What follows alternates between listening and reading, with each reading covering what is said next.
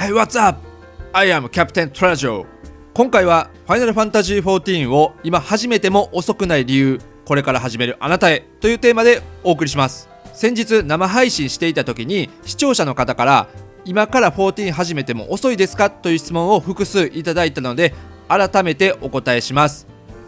全然遅くないです。今から始めてもある程度時間はかかるものの、思っている以上に早く最新コンテンツに追いつくことはできます。今から始めても遅くない理由はいくつかあるので、今回の動画は Final Fantasy XIV を始めたての方、無料版をプレイしている方、これから始めようか迷っている方向けにテーマに沿って解説します。今回お話しするテーマはこちら。14今から始めても遅くない理由、まだまだ先が長い、社会ができている、現行のコンテンツは過去になる、進め方で進行速度が変わる、戦闘以外の遊び方が豊富、この5つのテーマでお送りします。1つ目、まだまだ先が長いということで、これはプロデューサーレターライブといって公式運営が今後のゲームのアップデート内容を配信で伝えるというような動画があります。ここで断言していたのですが、これからの10年の計画というものがあり、少なくとも今後10年は遊べるゲームにするとの方針です。すでに14が出てから10年近く経つので、現実的に実現する話かなと思います。仮に今からこのゲームを始めたとして、まったりゆっくり進行したとしても、数年以内、早ければ1年以内には簡単に現行に追いつくので、例えば何年か先にコンテンツが追加されたとしても、その時期には現行に追いついている可能性が非常に高いので、今最先端で遊んでいる現行プレイヤーと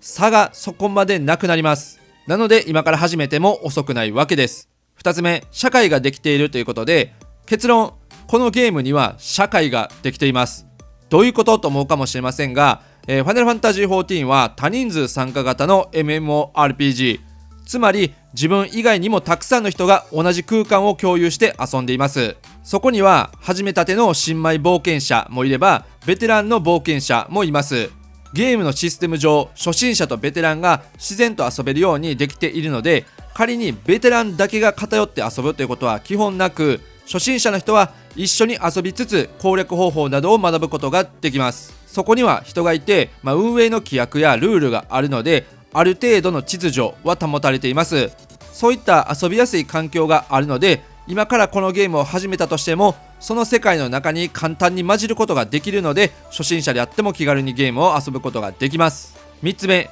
現行のコンテンツは過去になるということで、14は一定周期でアップデートがされ、ゲーム内のバランス調整や新コンテンツの追加などが行われます。そうなると、現在最新のコンテンツは過去のものになります。ファイナルファンタジーというだけあって、RPG の要素が強いので、皆さんは強い装備を手に入れたいとなるでしょう。このゲームの最強装備は、現行の高難易度コンテンツの霊式と呼ばれるコンテンツをクリアすることでゲットできます。このコンテンツを今から始めて遊ぶには、もう正直ね、間に合いません。間に合わないってどういうこと？コンテンツは消されるの？と思うかもしれませんが、そうではなく、次の最新の霊式コンテンツが来ることで、その時点で最強の装備も登場します。となると、今装備している最強装備が使い物にならなくなるんで、その時点で最強装備に更新したいのであれば、次の霊式でまたクリアを目指していくっていうことになります。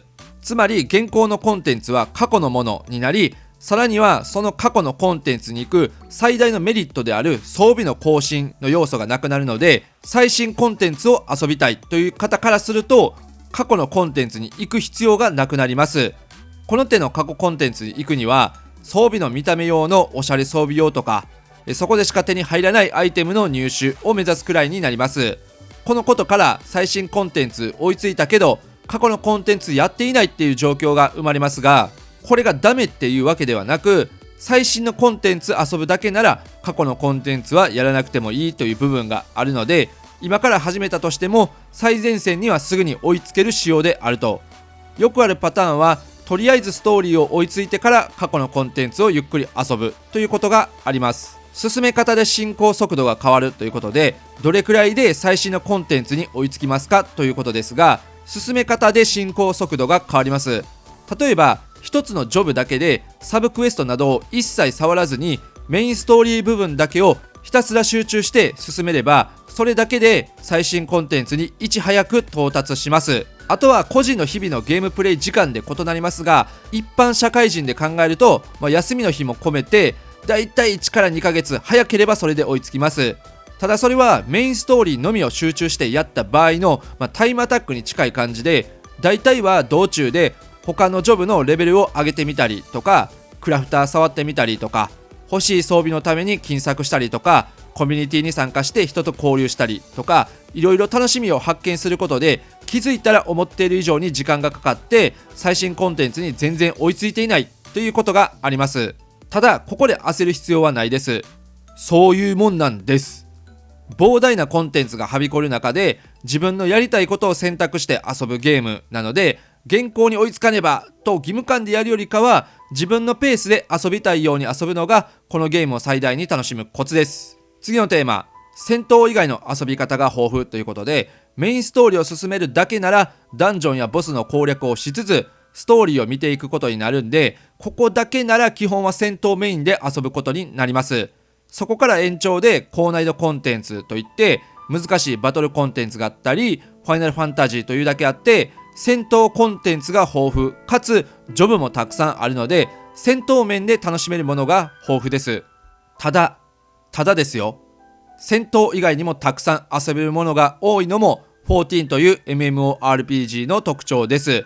ざっくりまとめると、戦闘以外で遊べるもの、ギャザラー、クラフター、ゴールド操作、演奏、ユーザーイベント、ハウジング、麻雀、その他たくさんとここに書ききれないのですが、代表的なものはこんな感じだと。ギャザラーで素材を集めて、クラフターでアイテムや装備を制作し、自ら装備するもよし、販売してギルを稼ぐもよし、ゴールド操作はカードゲームやチョコボレースにシミュレーション対戦ゲーム、あとは取得条件はありますが、ジョブの銀融詩人で演奏機能があります。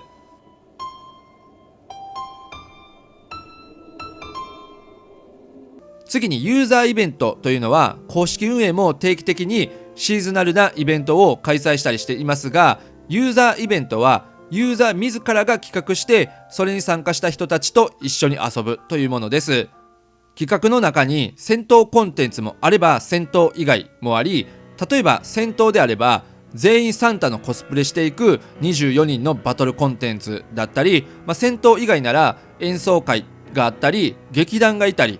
散歩する会っていうのがあったり、バー経営している人もいればユーロ対話店などユーザーの数だけたくさんの企画イベントがあります。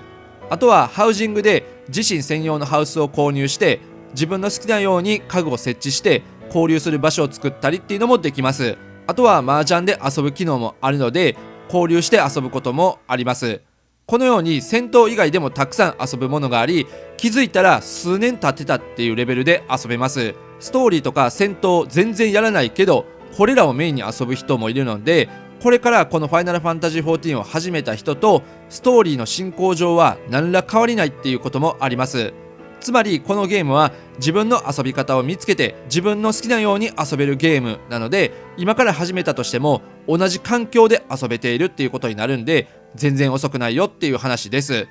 もしこの動画を見て14ちょっとやってみようと思った方は、機能は制限されるものの常に無料版があるので、それで遊んでみて面白いと思ったら製品版を検討してみるのがいいのではないのでしょうか。この動画出すのが年末ギリギリなんですけども、冬のセールで、製品版が今半額で1月6日までセールやっているんで、気になる方はチェックすることをお勧めします。はい、ということで今回は以上になります。ご視聴ありがとうございました。バイバイ。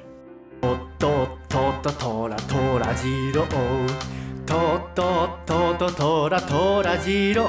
こんな感じに生きてゆくとらじろう、